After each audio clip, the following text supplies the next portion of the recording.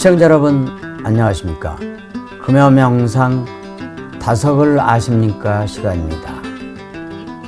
봄이 무르익어가는 4월, 생명이 무르익는 이 계절에 꾸르안의 말씀을 통해 우리의 마음도 깨어남과 빛남의 꽃이 피어나기를 소망합니다.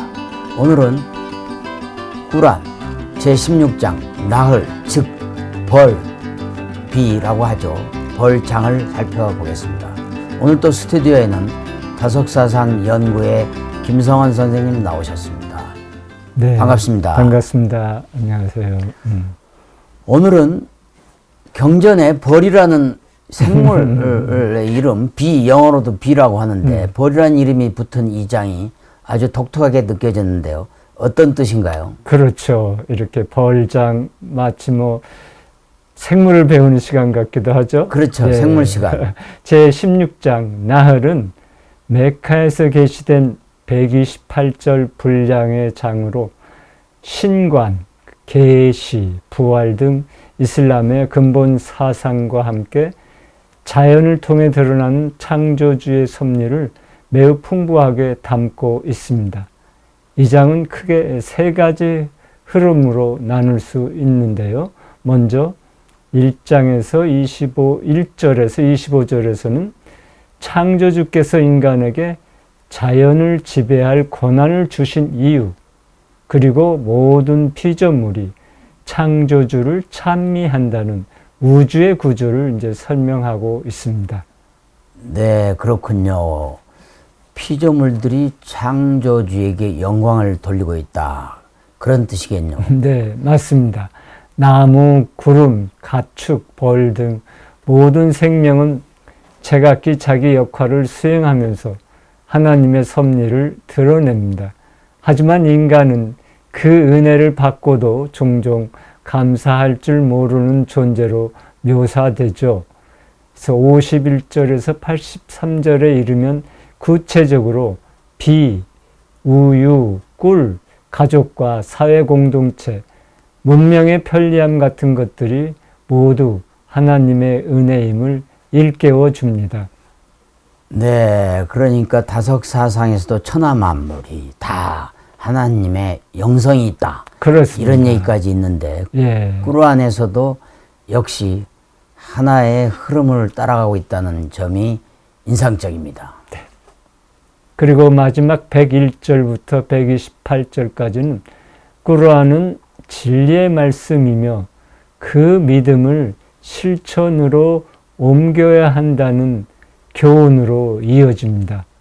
특히 아브라함의 모범을 따르라는 당부가 반복되고 진실과 정의, 선행을 강조하는 핵심 가르침이 요약되어 있습니다. 네, 그렇군요. 그렇다면은 이 장의 이름이 벌인 이유는 무엇인가요? 예, 많은 분들이 궁금해 하시는데요. 이 장에서는 벌이 나오는 부분이 있습니다. 단지 곤충에 대한 설명이 아니라 벌이 꽃에서 꿀을 모으고 그 꿀이 사람에게 치료와 생명을 준다는 점에서 창조주의 신비와 질서를 가장 상징적으로 드러내는 존재로 이제 등장합니다. 그래서 이 장의 이름이 나흘, 벌로 붙게 된 것이죠. 그렇군요. 결국 창조주의 신비, 창조의 섭리를 갖다가 자연을 통해 소개하는 시간이고, 특히 하나님의 신비와 질서를 읽어내는 시각, 요즘 21세기에도 필요한 시각이 아닌가 생각해 보게 됩니다. 제가 먼저 제4절을 읽겠습니다. 인간을 한 방울의 정액으로 창조하셨음에 보라, 아직도 인간은 논쟁하고 있도다. 아주 논쟁하고 있다는 것이 무슨 뜻인가요? 특히 정액으로 창조된 거 연결하기가 어려운데요. 네, 이 구절에서 논쟁은 인간이 자신의 기원을 망각하고 부활에 대한 하나님의 능력을 의심하는 태도를 이제 뜻합니다. 비록 한 방울의 정액으로 창조된 미미한 존재임에도 인간은 물질에 집착하며 영혼의 가치를 이제 가볍게 여기고 결국 창조주의 부활 능력까지 부정하려 든 것이죠. 이는 피조물로서 마땅한 겸손을 잃고 오히려 교만으로 하나님의 섭리에 맞서는 모습이라 이제 할 수 있습니다. 그렇습니다. 인간은 지수화풍, 즉 검은 묽은 흙으로 만들어졌다고도 그렇죠. 얘기하시고 또 한 방울의 정액으로 만들어진 그런 미미한 존재인데 신 앞에서 우리 인간이 겸손을 잃을 때 신과의 거리가 멀어지고 그에 따라서 신의 징벌을 받을 수도 있겠다. 네. 이런 의미 같습니다. 그러면 이번에는 제44절을 읽겠습니다. 박해를 받은 후 하나님의 길을 따라 이주한 이들에게 하나님은 현세에서도 안식처를 줄 것이며 그들이 이것을 알게 될 때 내세의 보상은 더욱 큰 것이리라. 여기서 이주는 일반적인 우리가 이사간다 이런 뜻이 아니고 다른 뜻이겠죠. 그렇습니다. 아주 깊은 뜻이 있죠. 여기서 말하는 이주는 바로 히즈라. 622년에 예언자 무함마드가 메카에서 박해를 피해 메디나로 떠난 사건을 가리키죠. 단순한 이동이 아니라 신앙을 지키기 위해 결단을 내린 거룩한 선택입니다. 하나님을 선택하고 박해를 감수하는 자에게는 이 세상에서도 안식처를 주시고 내세에는 더 큰 보상을 약속하신다고 말하고 있습니다. 그렇군요. 단순히 몸만 옮긴 게 아니고 믿음, 즉 영성을 지키기 위한 선택이자 희생이라는 점에서 깊은 의미가 있는 것 같습니다. 그런 결단을 내린 자들, 즉 무하마드도 마찬가지겠지만 현세와 내세의 안식이 약속된다는 점이 감동적이고 경전으로서의 어떤 뭐랄까요, 진리의 말씀과도 같습니다. 이제는 자연과 창조의 섭리를 통해 보여주는 하나님의 뜻을 보여주는 구절을 읽어보겠습니다. 67절과 69절입니다. 먼저 67절입니다. 과일 중에는 따무르와 포도나무가 있어 그로부터 마실 것과 일용할 양식을 얻나니 실로 그 안에도 지혜가 있는 백성을 위한 애정이 있도다. 69절입니다. 모든 꽃에서 일용할 양식을 먹되 내 주님의 길을 따르라. 이는 시운이라 하셨더라. 그들 몸에서는 여러 가지 색깔의 마실 것이 나오며 그 안에는 인간에게 유용한 치료약이 있으니 실로 그 안에는 숙고하는 백성을 위한 애정이 있음이라. 정말 멋있는 구절이라고 볼 수 있습니다.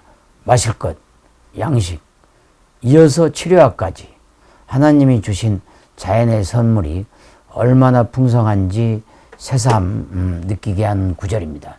특히 꿀벌이 등장하는 부분이 인상적인데요. 이 부분도 좀 말씀해 주시죠. 네, 이 두 구절은 창조주께서 인간에게 주신 자연의 은총과 그 섭리의 정교함을 보여주는 대표적인 본문입니다. 따무르는 대추야자와 같은 비슷한 열매로 중동지방의 대표적인 식품이죠. 또 포도나무와 함께 식초와 포도즙 같은 비알코올성 음료를 제공하는 식량 자원입니다. 이를 통해 우리는 창조주의 배려와 지혜를 엿볼 수 있습니다.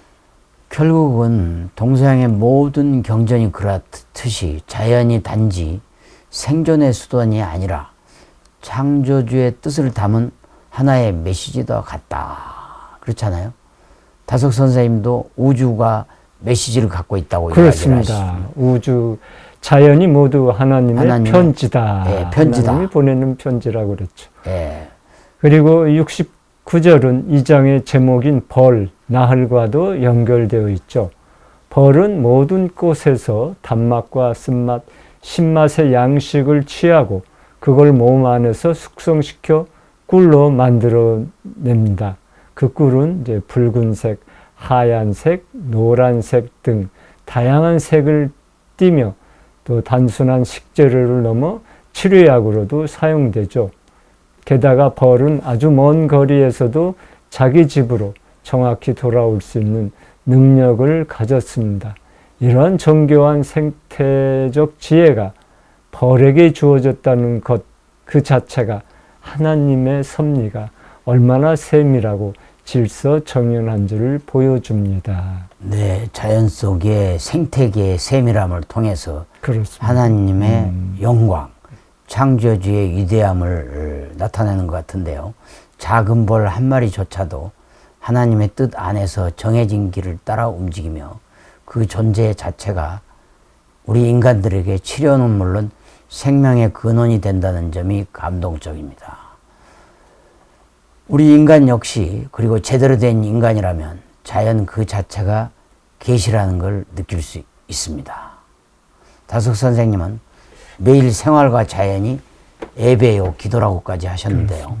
다음은 102절을 살펴보겠습니다. 일러 가로되 성령이 그대의 주님으로부터 진리의 말씀을 전하였으니 이로하여 믿는 자를 강하게 하고 무슬림의 길이요 복음이 되도록 하라. 여기서 말하는 성령은 기독교에서 말하는 성령과는 조금 다른 의미로 보이는데요.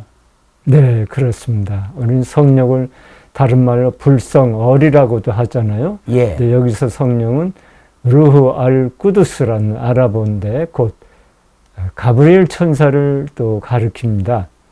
기독교에서는 성령이 삼위일체, 성삼위일체. 그렇습니다. 한 위격으로 이해되지만 이슬람에서의 성령은 창조주의 계시를 선지자에게 전달하는 중개자, 즉 영적인 메신저의 개념입니다. 하지만 중요한 핵심인 이것은 성령이 전하는 하나님의 말씀은 진리이며 이 말씀이 믿는 자를 강하게 하고 또한 무슬림에게는 삶의 길, 곧 복음이 된다는 점입니다. 그러니까 형식보다 본질을 보라는 꾸르안의 메시지가 여기서도 이제 드러났다고 보면 됩니다. 네. 기독교와 이슬람 이 두 종교가 성령의 개념은 다르지만 말씀을 통해 사람을 영적으로 일으켜 세우고 올바른 길로 인도하는 점에서는 같다라고 느껴지는데 결국 중요한 것은 하나님의 말씀이 사람을 살리는 생명의 언어가 되느냐 하는 것이죠. 그래서 다음 이어서 103절을 보겠습니다. 한 인간이 무하마드를 가르치고 있을 뿐이라 라고 말하는 그들을 하나님은 알고 있나니 그들은 외래인이 무하마드를 가르치는 것이라 하더라. 그러나 이것은 순수한 아랍어이니라. 이 구절은 당시 애언자 무하마드를 둘러싼 어떤 음해, 비난, 모함 같은 것을 말하는 것 같은데요. 네, 그렇습니다. 이 구절은 꾸르안 계시 초기에 무함마드를 비방하던 사람들의 말을 이제 다룬 것입니다. 당시 불신자들은 무함마드는 하나님의 말씀을 받은 것이 아니라 외국인에게 배운 것을 말하고 있다고 이제 조롱했죠. 그렇죠. 예, 이들은 이제 자브루 알룸이라는 비아랍인이 무함마드를 가르쳤다고 이제 주장했지만 하나님께서는 이렇게 이제 말씀하십니다. 그들이 말하는 그 외국인은 아랍어를 유창하게 하지 못한다. 그런데 어떻게 순수한 아랍어로 이토록 일관되고 고결한 메시지를 전할 수 있겠느냐. 이 구절은 꾸르안이 하나님의 말씀이라는 것을 증명하는 이제 내용입니다.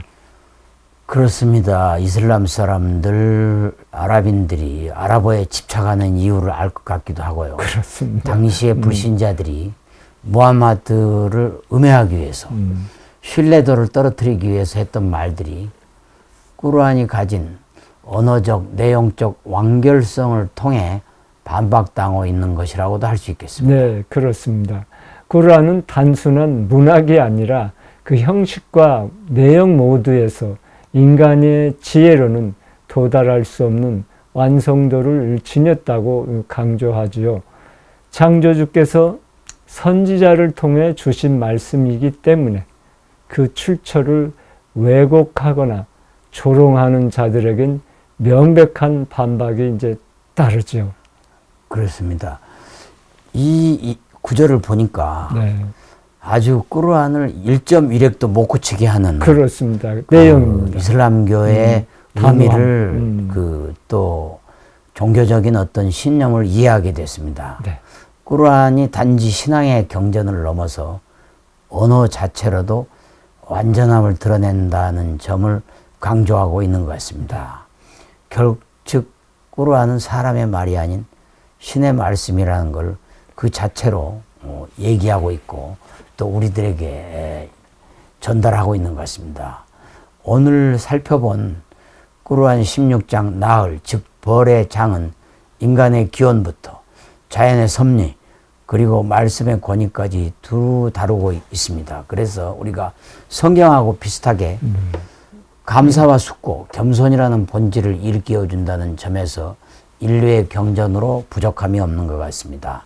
그러면 우리 다석 이용모 선생님의 또 같은 맥락에서 내면의 승리, 어떤 하나님 말씀, 즉 진리의 길에 대해서 어떤 말씀을 남기셨는지 소개해 주시죠. 네.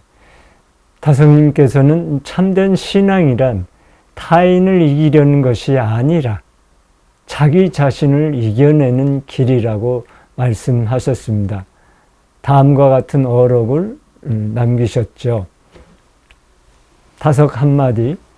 남을 이기는 것은 나와 남을 죽이는 일이요. 나를 이기는 것은 승리요 생명이다. 참을 찾아 올라가는 길이 나를 이기는 승리의 길이다. 라고 말씀하셨죠. 그렇습니다. 그러니까 이 말씀은 꾸란이 지금 전하는 겸손과 숙고 그리고 진리를 향한 우리들의 삶의 자세와 깊이 연결되어 있다고 볼 수 있습니다. 그렇습니다. 그러니까 신앙이란 남보다 앞서는 것이 아니라 어제보다 더 깊이 자신을 성찰하고 이겨내는 길이라는 뜻이죠. 그렇습니다. 우리가 동양의 경전을 보면 극기복례라는 얘기가 나옵니다. 그렇습니다. 모든 게 자기하고 공자님의 싸움이고 자기 그렇습니다. 자신을 극복하는 거야말로 신앙인의 최종 목표이자 자세라고 볼 수 있겠습니다. 네. 가장 겸손한 자세가 이제 극기복례 귀인. 귀인. 예. 네, 극자기를 그렇습니다. 이겨서 예로 갖추면서 우리가 사랑으로 돌아간다. 귀인. 그렇습니다. 결국은 탐진체의 욕심을 다 비워내고 그렇습니다. 그리고 진선미의 아름다운 하나님의 말씀을 피리처럼 그렇습니다. 불 때 성령의 곡조가 우리 지구촌에 울려 퍼진다. 이렇게까지 비유할 수 있겠습니다. 오늘 또 귀한 말씀 대단히 감사합니다.